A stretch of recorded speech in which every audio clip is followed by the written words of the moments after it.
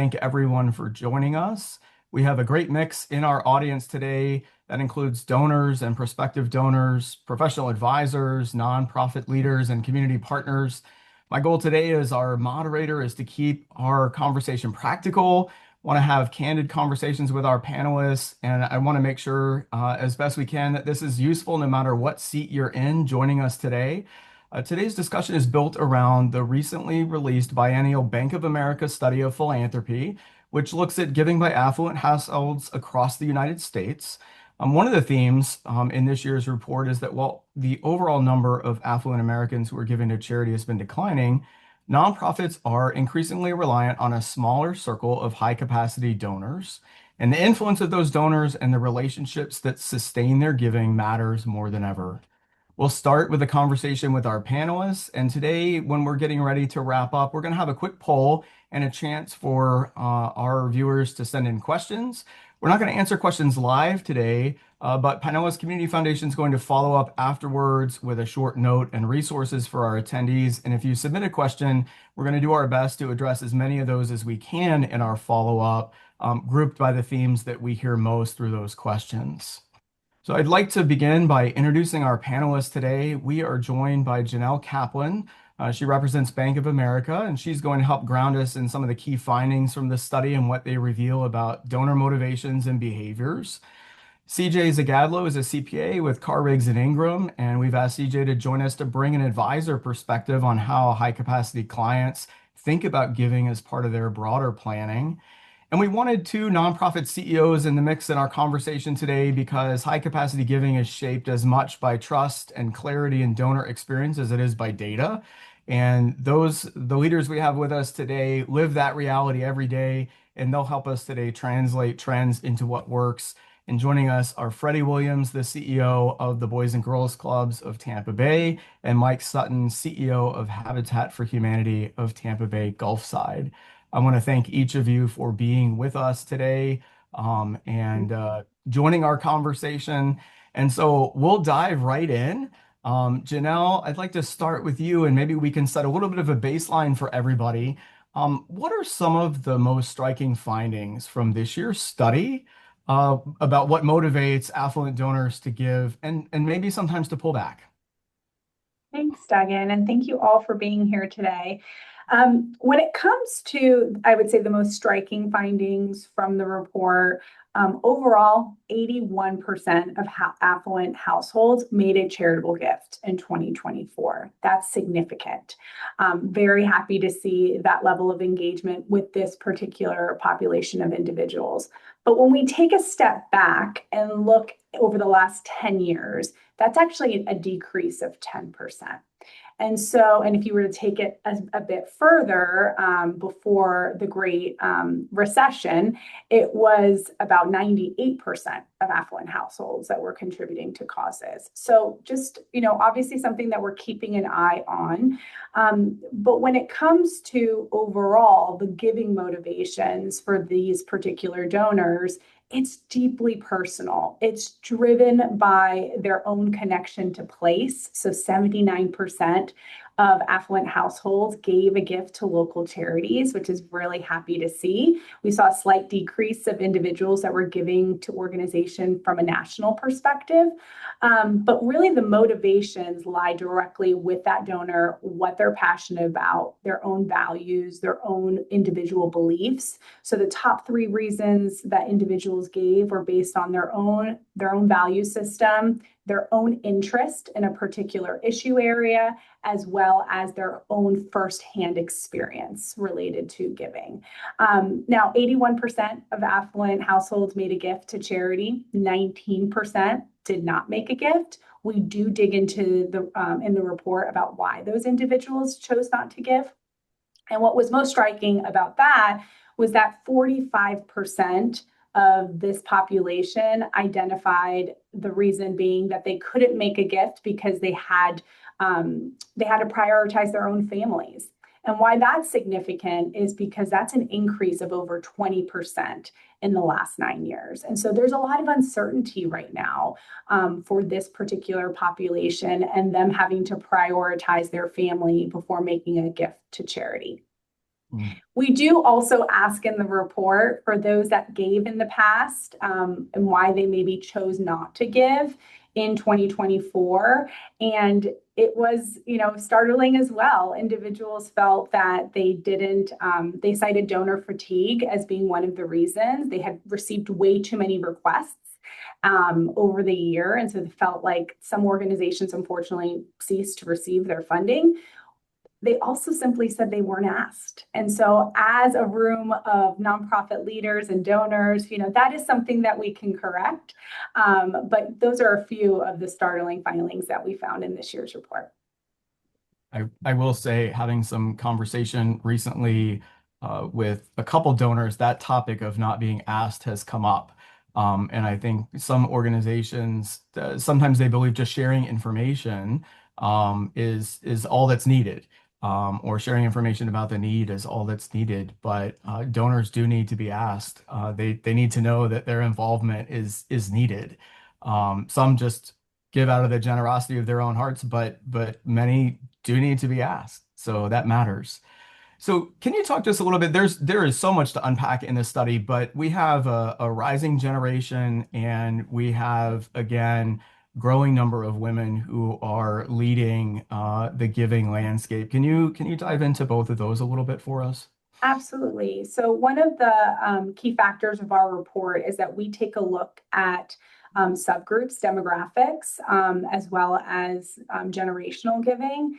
So, how we define the older generation is the silent generation, baby boomers, and Gen X. And how we define the younger generation, it's millennials and Gen Z. And so, as it relates to the rising generation, we're happy to see 7 out of 10 individuals are making gifts to charity that are a part of that younger generation. That is a slight decrease from our previous report, where it was 8 out of 10. And there are a number of factors that may be contributing to that slight decrease, but otherwise, it is a very significant population of individuals that will be driving giving in the future. And why that's particularly important is because we have a wealth transfer that will be taking place over the next 2 decades. An overwhelming, some estimates are $100 trillion are going to be distributed to that next gen. And before it goes to the next generation, it's going to likely be transferred to a woman. And so, women as a focus area would be a very wise strategy for nonprofits to focus on, because they will be inheriting twice, once from their parents and again from their spouse. On average, women are 2 years younger than their male partners, and they're outliving 5 to 7 years after that. So there's a good period of time in which they will be directing giving. We found in this year's report 85% of women were making donations last year. And so, as you're starting to develop strategies for both women and the rising generation, it's incredibly important to know what drives them, what's important to them. We know that women on average, so the average amount of organizations that were supported last year was 5. Women are driving that average higher because women are relational. And as it relates to the younger generation, the causes that they find to be more important are vastly different than the older generation. And so, being mindful and playing the long game and creating authentic relationships with both of these populations of people is really important to do now, because they will be inheriting wealth. Mhm. We just coincidentally, we had a survey. We did it by video of our board members a few years ago, and the vast majority of them cited the women in their family as the ones who inspired giving, or they learned about giving from. So for generations, women really have been leading the way in many ways when it comes to charitable giving. So this definitely lines up with a long history of that. From what we're seeing locally, donors aren't just asking, how much should I give? But they are thinking about, how do I give well? And so what might that mindset shift mean for our nonprofits? You want to start with me? Yeah, you can, I'll start with Okay. you, Janelle. I think It's important that individuals know that not-for-profits know that these are relationships that are built. This is not a donor is giving to a cause, but they're also giving to people. And so it's really important to prioritize relationship building as a whole.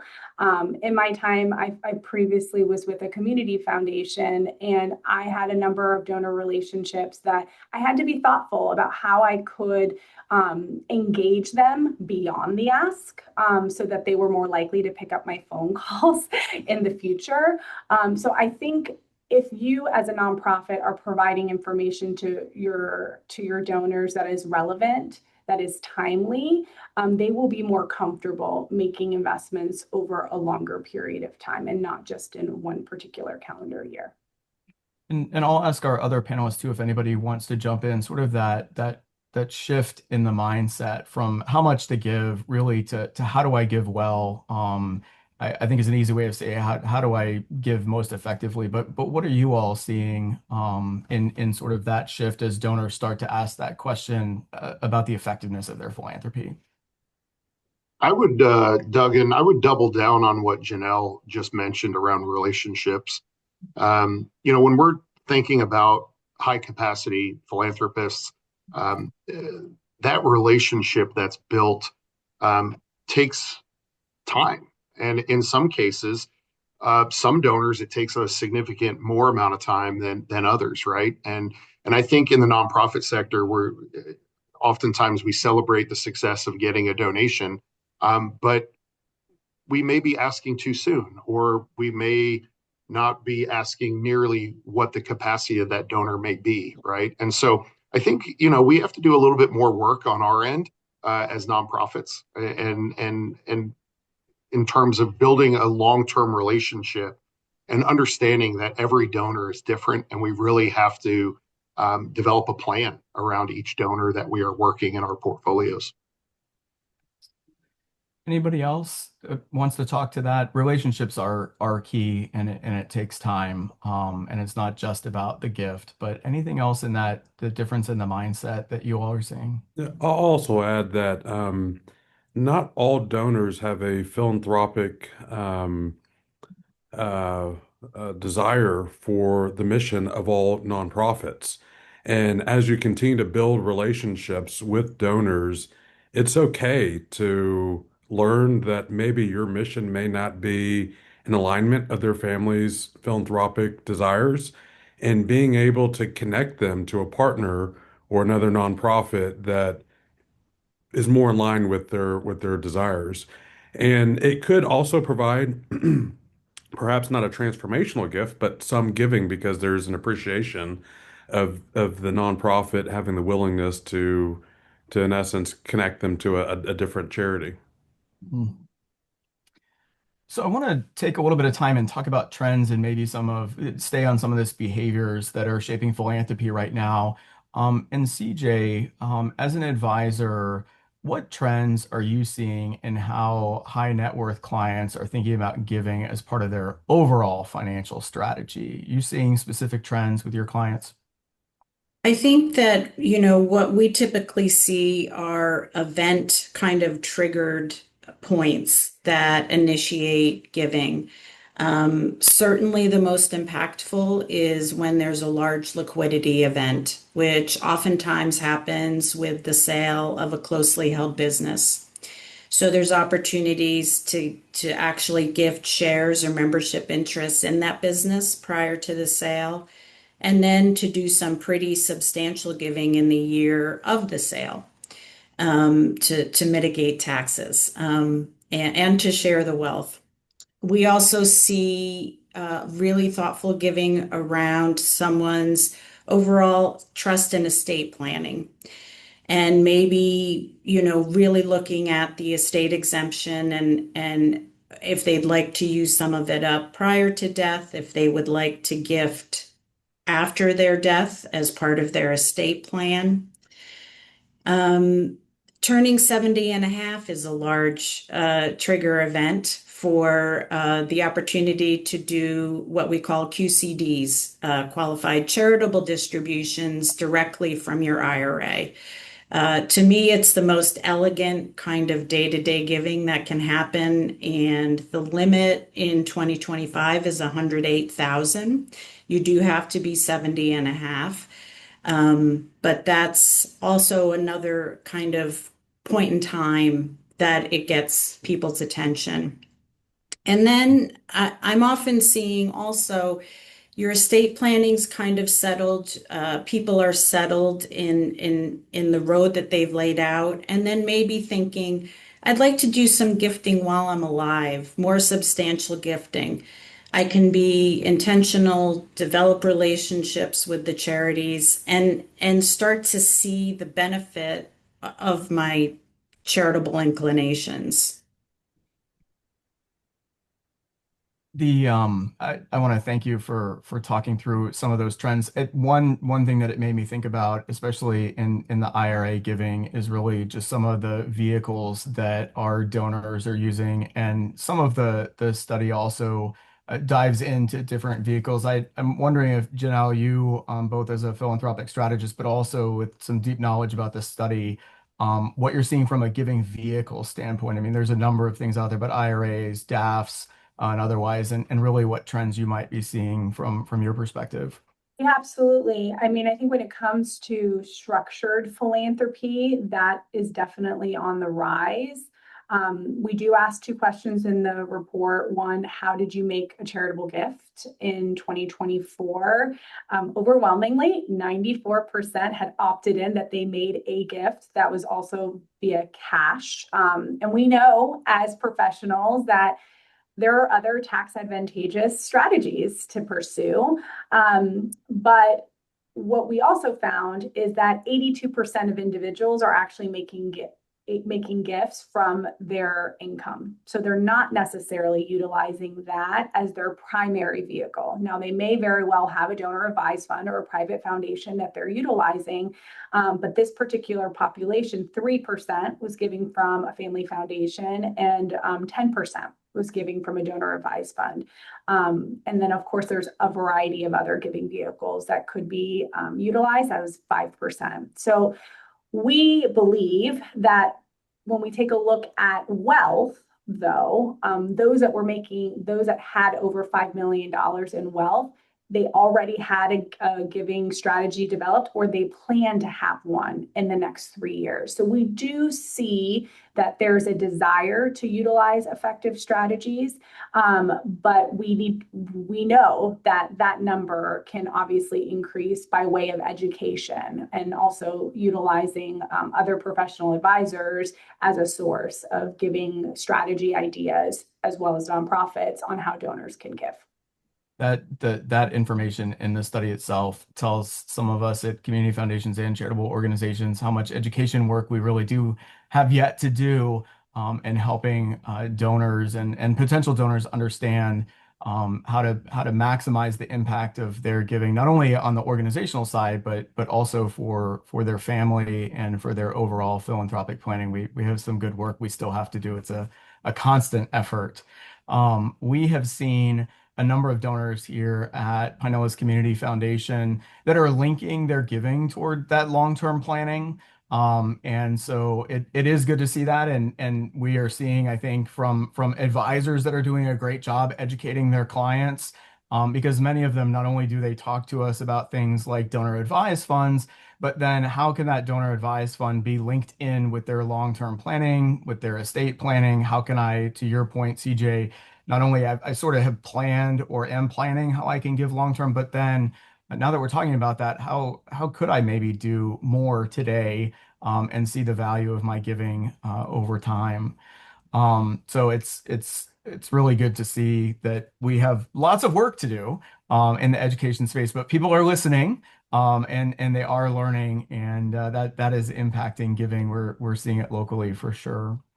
So building donor trust and confidence is a big part of the work. We've talked a bit about relationships already, but the study talks about donor confidence, and I want to talk a little bit to Freddie and Mike about donor confidence and how critical that is to sustaining those relationships with donors that we've talked about. Any comments that either one of you want to give toward sort of building or building donor confidence? Yeah, I'll start. I think, donors recognize, understand, and appreciate that nonprofits may not have all the answers. And that while there may be a program, initiative, or service that's provided that may not have met expectations that they were investing in, uh, being honest that perhaps you missed the mark, there was something that you learned from it, and then enlist them to gather some of their insights and some of their wisdom as to how it could be corrected into the future. Um, I think there's a certain degree of frustration that donors can have if they feel as if a nonprofit is hiding the ball or not being fully forthcoming with everything. And the honesty is one of the best policies that you can have when building those relationships, and it further strengthens the relationships because the donors then know that you're having the best intention of your mission and that of their family. Mm, for sure. Yeah, I Mike? think, along the lines of what Freddie is speaking of, I often see nonprofits talking at donors as opposed to listening to the donors. And I think we can fall into a trap of explaining to donors what we want as an organization or what we think we need, and not necessarily listening to what their desires are in terms of giving. Freddie made the comment about, sometimes you're just not a good fit for what that donor is trying to achieve and where they want to support. But that connection for them can go a long way. I've actually seen that happen with our organization. Sometimes we get offended if a donor doesn't want to support us, or how come that big donor doesn't want to give to, in my case, affordable housing. And I think it's extremely critical that we spend time listening to donors and building confidence with them that we are hearing what they are saying and where they want to spend their time and resources, and then finding ways to continue to plug them into the work that we're doing. Mhm, for sure.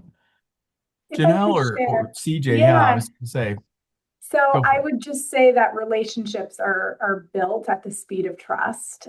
Trust is so important, and making sure that your donors feel like collaborators. They feel like a part of the programs that you have and that you're developing. I would encourage you before you launch any new program to reach out to your donors, maybe a few of them, and ask them what they think. They will be touched that they were a part of the design of a particular initiative and will be more likely to stay connected with you. They may be willing to support that initiative. It may not necessarily be aligned with what they were thinking of supporting for your organization, but they were touched by the thought.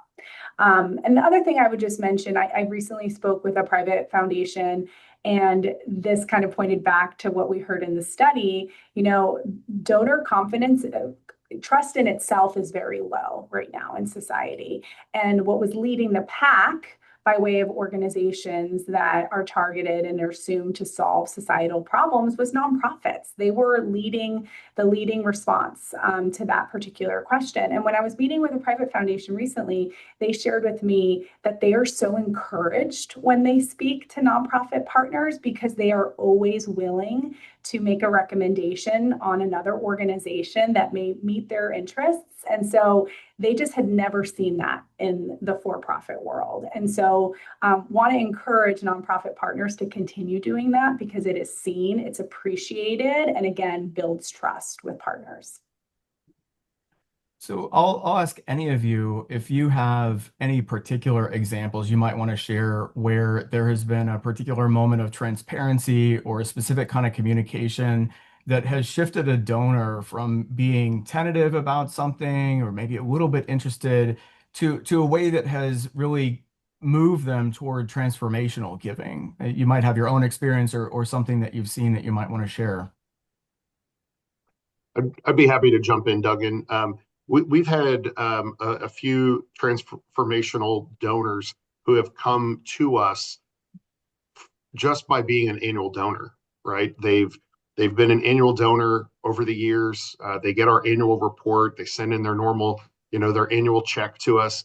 And what we have found is that by sitting down with donors and literally carving off the time to have meaningful conversations with them and meaningful dialogue, and that they have moved their giving significantly over the years. And there's a couple family foundations that really come to mind that what I noticed in our conversations is that it allows us as a nonprofit to be more transparent in the work that we're doing and the challenges we're seeing, maybe the issues we're facing or the clients we serve are facing. And it's allowed them to ask questions and get underneath that with us. And I think that they feel like they're helping to solve the challenge and helping to find solutions. And again, it's spurred some pretty significant investment long term. Mm-hmm.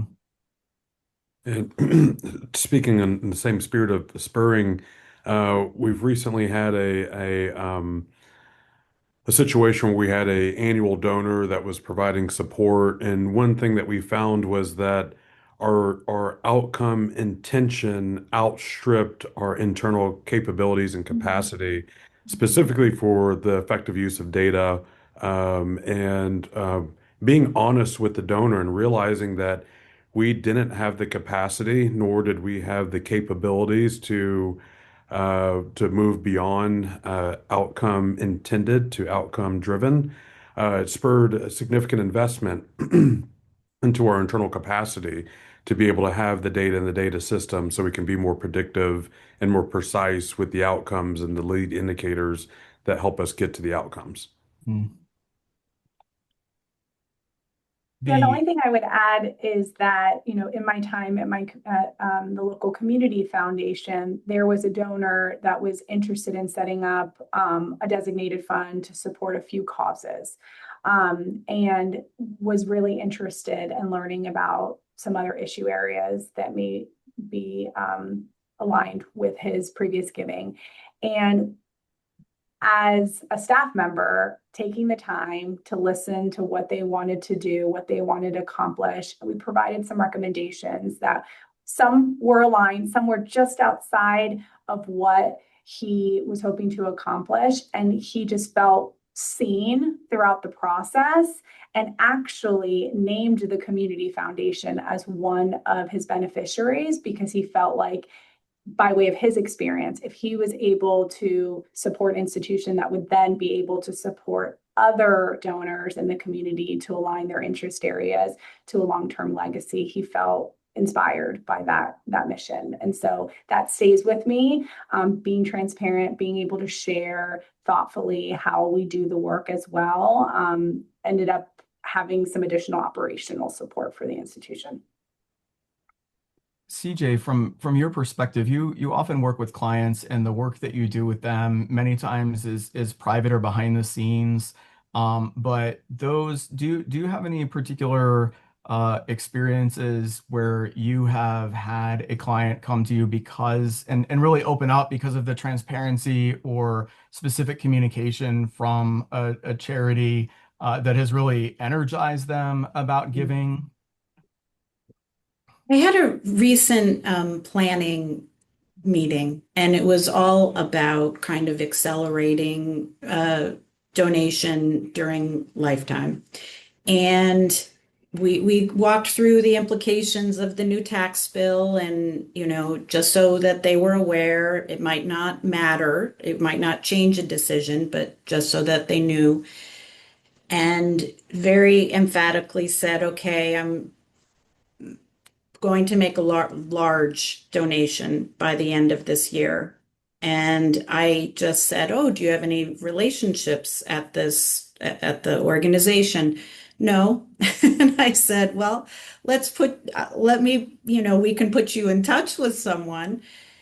And he was like, well, they're going to cash the check. And I said, they will gladly cash the check, but give them the opportunity to give you a tour, to talk about their initiatives. You can direct the giving in a way that would, honor your family. And he had recently lost his spouse. And it was it was a very moving conversation. And he was a donor that hadn't really occurred to him that he could have more of a directed impact. So we don't oftentimes on this advisory side get to be part of that gift. So that was a very pleasant moment.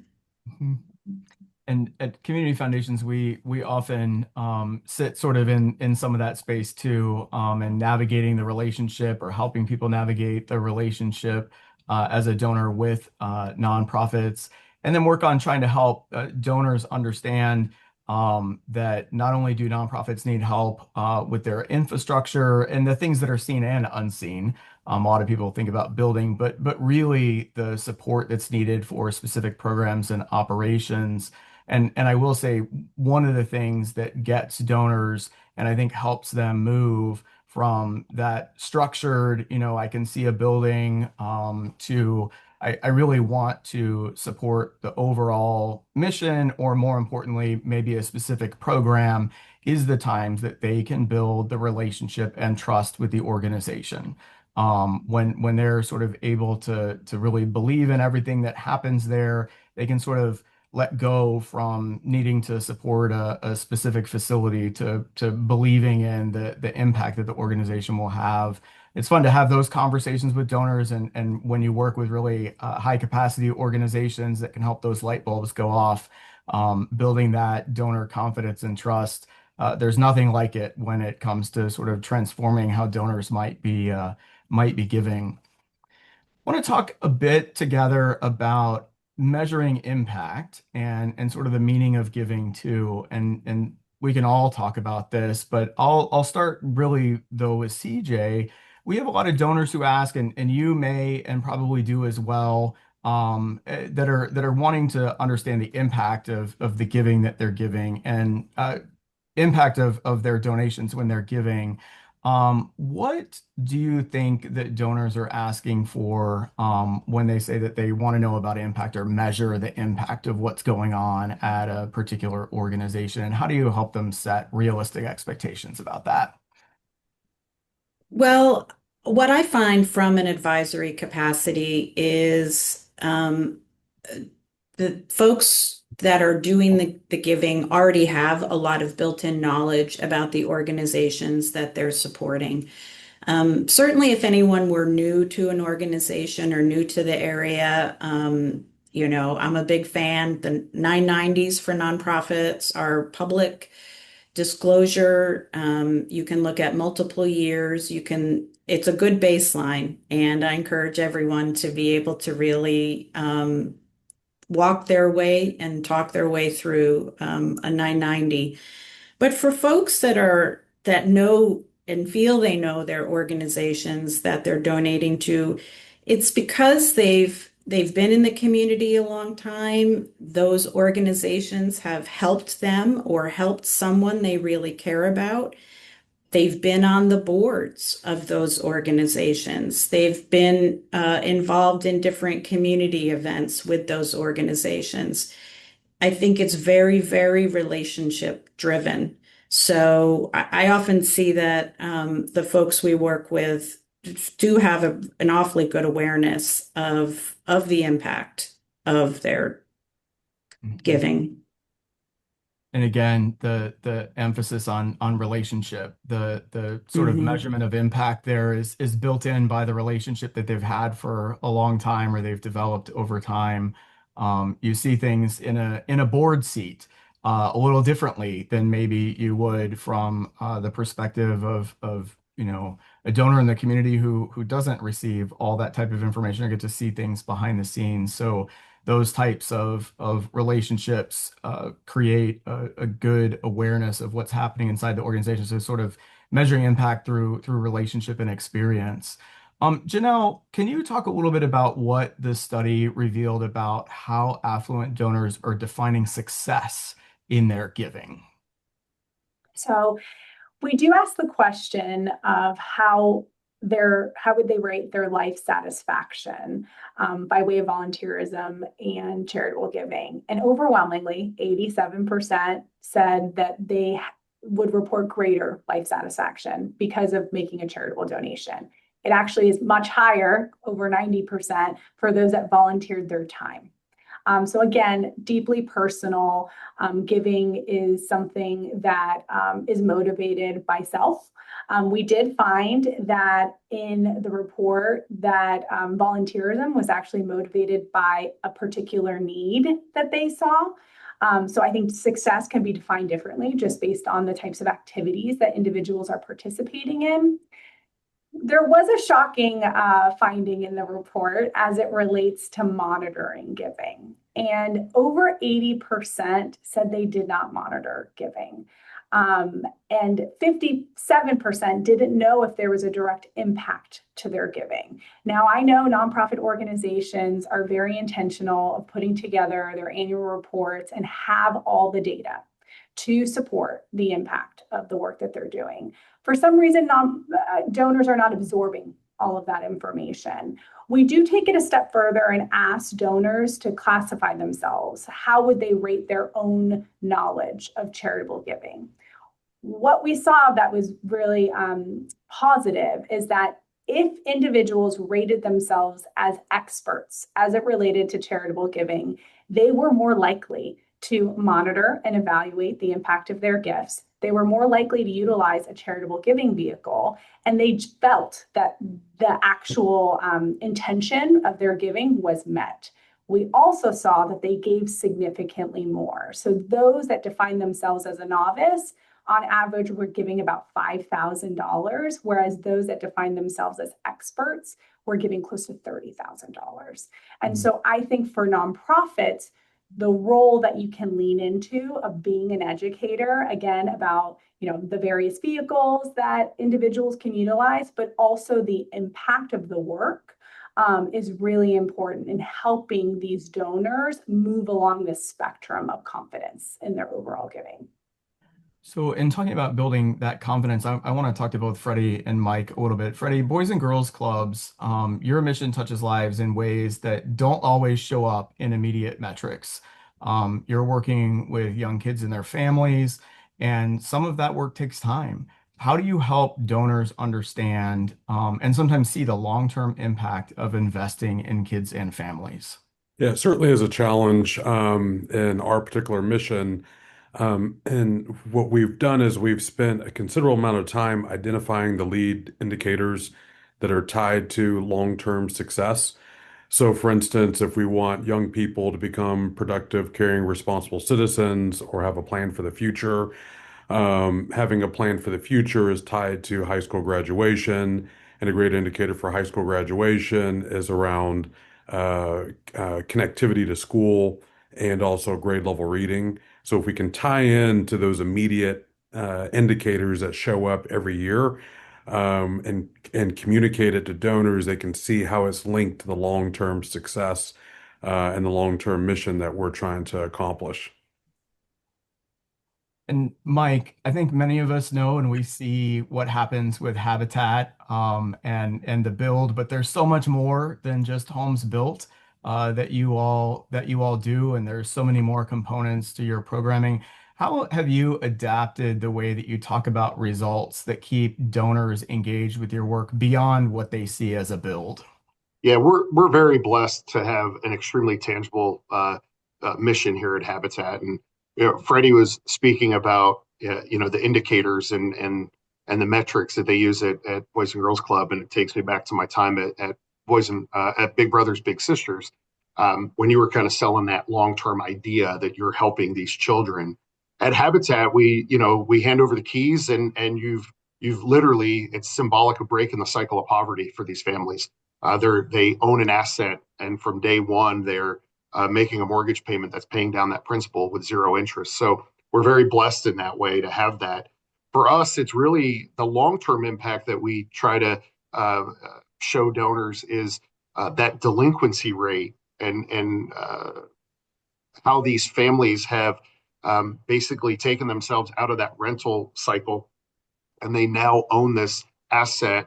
And our homeowners maintain a less than 2% delinquency rate. And when you've built over 1,000 homes, it really kind of screams to the success that we see once they get into that home. That we've done all of that budgeting workshop and all those education classes that the homeowners go through really does change the behaviors long term of these families. And then we're able to talk about the fact that we keep tabs on them for 30 years. I mean, they're making a mortgage payment to us for 30 years. So we get to see their children grow up. We get to see them establish themselves in their community. We get to see them go back and improve their education. And really, when we're able to communicate that out to the donor and show them at 5, 10, 15-year increments how that gift has made a significant impact in these families' lives, it really, obviously really hits home for them. For sure. Janelle or CJ, anything in particular that either of you have seen when it comes to successful ways that organizations have either explained or are able to demonstrate their impact in a way that really continues to motivate donors? Do either of you have any example you'd like to speak to in that space? I mean, I would just say I can't stress the importance of donor stewardship enough. I think, ultimately at the end of the day, donor retention rates should be higher than they are. Some reports say it's 35 to 40%. I mean, that is your low-hanging fruit that you were able to capitalize on an annual basis. Yet I understand the desire to acquire new donors is significant because the needs of your institutions are just so much larger with changes that are happening from a federal and state funding perspective. But I think going back to those key partners and those ambassadors for your institutions is really vital to long-term retention, and really ultimately will provide you with the sustainability that you need. I had a conversation recently with a private foundation partner that commented on the fact that even though they're not able to participate in every invitation that a nonprofit is extending, they appreciate being thought of.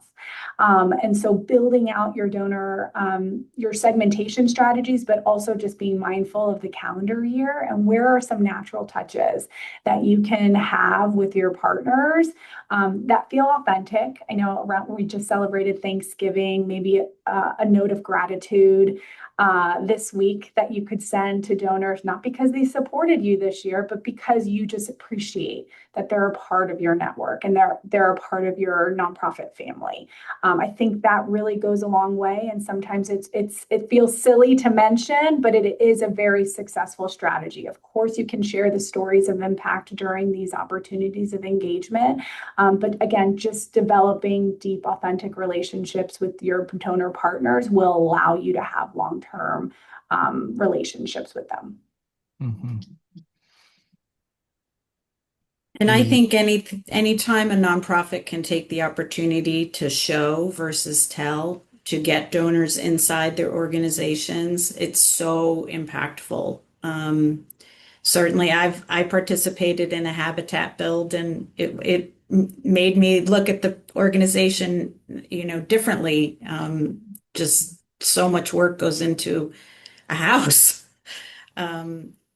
And I think just meeting donors where they are, not every donor at every wealth level wants to be communicated in the same way or be involved in the same way. And I think that's a little bit of the key too. For sure. And I have to say, being able to show people really makes a difference. We have started over the last year and a half with fund holders here at Pinellas Community Foundation bus tours to go out into the community and visit 3 or 4 different organizations. We try to get a cross section of organizations so that we're not all looking at human services or the arts, but so we can expose donors to a broad cross section. And it's incredible to see and hear back from people who have been in those experiences that this has been in the community for 20 years and I had no idea that this was here. Or even I drive by this every day and I didn't know what this was. And they have a great appreciation not only for the organization, and they may not become a donor to the organization, but it's a greater appreciation in community and the network of organizations that are out there making our community as vibrant as it is. So the opportunity to show really does make sense. And not everybody can go on a tour. Not everybody's going to respond to the invitation. But the opportunities that you do have, or that you continue to invite, even though they can't come, there may be a time that they do, just is another opportunity to deepen that relationship. And when you see things, sometimes things click in a way that they didn't before. And so it is a valuable way to build a relationship with donors. And I think some of us, probably a lot of us, could have a habitat story, Mike. But I had an opportunity at one of your builds to work on storm shutters for hurricanes, and not only one, have a great appreciation after what we went through last year that your homes have that, for residents that are there, but also have confidence in doing that myself. So you can also learn stuff when you're there, not only giving back to the community and being of help, but the things that you can learn.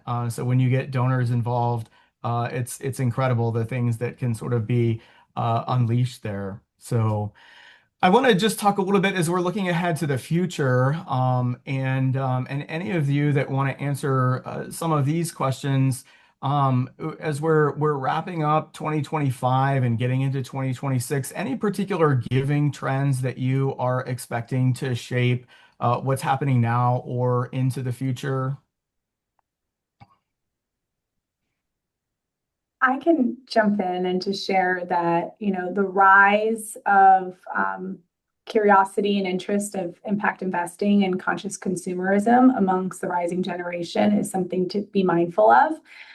We have seen that it's not replacing philanthropic giving, but it is definitely complementing charitable giving. And so just being mindful that there are a variety of ways that individuals can make an impact that is not just tracked from making a philanthropic donation. We're happy to see that volunteerism has rebounded in this year's report. 43% increase. 43%, but is mirrored between older and younger generation, which I think oftentimes not-for-profits think that the younger generation doesn't have the time or the interest in volunteering, and that's just not the case. And so I'm really eager to see how nonprofits continue to diversify their boards and bring on individuals that are part of that younger generation, again, with the hope of a long game relationship that could be built so that when this wealth transfer happens, they are able to invest more significantly in the institution and not just by volunteering their time. And then the last thing I just mentioned is, of course, tax changes. It'll be very interesting to see how corporations as well as individuals, I don't foresee them decreasing their philanthropic involvement, but their strategies may change. They may be cultivating a strategy that's more focused on setting up donor advised funds than ever before to take advantage of those particular changes. Mm-hmm. And if I could piggyback on that, I think I agree. I don't think we'll see shifts in people's donating, but there certainly is an opportunity with the new tax bill to encourage gifting that would happen at the end of this year. And then again in 26, perhaps to pull it all into 2025. It'll be more impactful from a tax perspective. And also I'd like to tag on to Janelle's board comment. I've been sitting here thinking, boy, nominating committees are so important. And just thinking of, we're thinking about pipelines of donors, but we also need to constantly be thinking of pipelines for board members and to not tap the same wells all the time. And to have a nice broad perspective on what makes a good board member and expanding community. And again, it all goes back to relationships. Mm-hmm. For sure. Duggan, we've seen a stock market that continues to at times give us pause, but has continued to climb, right, with record highs. And I know we all continue to wait for corrections and that kind of thing, and who knows when or if that will come. But my good friend Nancy Ridenauer tells me that friends do not let friends donate cash. And so I think nonprofits, as we move into the end of 2025 and into 2026, I think one of the things we all can do is to make sure that we have some sort of formal policy around promoting stock transfers. People have realized a lot of gain on their stock over the last couple of years, and so educating our donors and leaning on folks like a CJ to perhaps help educate some of our folks on how they can make a donation of stock to an organization. Obviously tax advantages and that kind of thing, but being a resource to our donors, I think can be a huge way for us, to help continue that wave of giving into the future. I, I think Mike, you're right on. Freddie, what are your thoughts? Yeah, I'll also add, I think that there's, as we move into the future, there was mention earlier around just this overall societal distrust. I think accountability to results was going to be interwoven into giving into the future. And also accountability to the results is accountability of the most effective use of donor dollars. So organizations that are partnering with other organizations that are tackling larger, more systemic challenges, I think will become more and more attractive to donors. Partnering with organizations like PCF that have the ability to facilitate complex asset transfers and complex gifts rather than nonprofits having to replicate internal capacity themselves. I think we'll see more and more in 2025 and beyond. Mm. And Mike, your comment about giving appreciated assets. I was with one of my community foundation colleagues a few weeks ago, and they often tell their donors, if you're going to give $1,000 or more, you have an appreciated asset somewhere. And so we can certainly help you figure out what that is, and that is one of those types of gifts that not everybody thinks of right away, but can certainly have a greater impact, not only for the organization, because sometimes those gifts actually end up being larger, but then also for the individual, for their own tax planning and purposes. So helping our donors understand and continue to educate as we build the relationships is key. But then also working with partners as well. Not every organization needs to go out and open a brokerage account. You can work with community foundations and others to help facilitate those transfers. And we're very fortunate to have donors that ask us that. Even though they're a donor to us, they ask if we can help facilitate that so they can get a gift directly to an organization and make it as easy as possible. So that's always fun to help donors understand the value of doing things a little bit differently sometimes. And I think for most of our viewers today too, I think we have a poll that has popped up for them. If you have questions, I just want to remind people, if you have questions, we're not answering questions live today, but if you have anything that you would like us to try and address, we'll be sending out a follow-up. So you can certainly type questions in there. We'll try and answer as many of those as possible in our follow-up, and we'll group them together. So I just wanted to point that out as we get ready to wrap up today.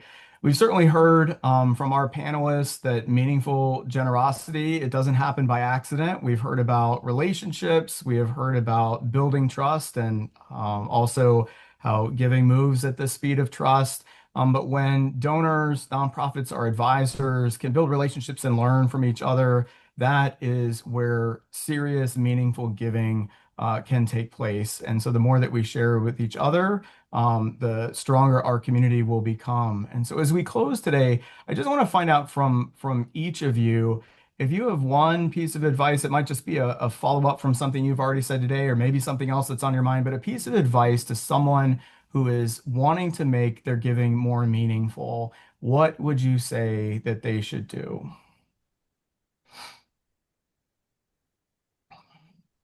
I would say lead with purpose. So in order to feel like your gift is making an impact, first do a little bit of self-reflection, like what are your values? What excites you? What is your desired impact? And then go from there, because there are so many wonderful organizations to pick from. But it's important first to understand your own personal why, because ultimately that's going to drive your overall satisfaction with your gift. I think a lot of it comes down to communication. And if someone's looking to make a more meaning, to give in a more meaningful way, I think a lot of it's really sitting down with the organization and communicating what your expectations are. I think sometimes we miss the mark because the nonprofit's not asking what the donor is looking to achieve, and vice versa. The donor has not communicated to the organization what they're looking to do. I think a lot of it just goes down to that communication between the donor and the organization. I would say also, as we talk about the wealth transfer and there's importance of involving the family and your family in your giving as well. Not only on the type of giving that needs to happen, but also seeing the benefits to the end users of those that the nonprofit is serving can certainly make it much more meaningful. Mhm. I think certainly knowing what means something to the donor, to each of us, helps measure meaningful giving. And and that's one easy way to donate an appreciated asset or do a QCD or write a check. But also, what organizations would you like spending time inside, perhaps volunteering or doing board work? And I think there's so many ways to give, and there's just so many wonderful organizations in this area doing tremendous work, and um, you'll be supported wherever you reach out. For sure. I want to thank all of you today. I'll follow up to your comment, Freddie. One of the things I think in making giving more meaningful, this pulls together a little bit of you and Mike, um, uh, for donors to ask questions.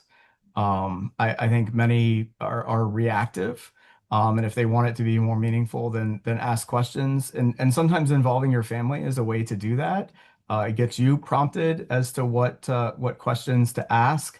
And I will say it's great advice also to get your family involved. The earlier people understand your intentions, and whether that's transferring lessons to your children, or just letting people know what matters to you, the earlier you do that, the better. So there's no surprises down the road, especially if you want to make very strategic and meaningful gifts. They're involving family and asking questions, I think, are key ways to make giving more meaningful. I want to say thank you to each of you for being with us today, for the work that you do in our communities, the tremendous work not only from the nonprofit side, but also from our advisor side, working with donors and helping them build those relationships and strategies with organizations, and sharing time with us today to go through a little bit of the information from this very valuable Bank of America study on philanthropy. Janelle, I want to thank you and your colleagues for doing this as a biennial study so that we can continue to learn about the giving landscape. It's been wonderful to be with you all today, and continue to hope for wonderful things as we wrap up this giving year. This is a busy time for all of us in this work, advisors and nonprofits as well. But a sincere thank you for joining us and making this panel meaningful for our viewers and for us here at Pinellas Community Foundation. Thank you very much.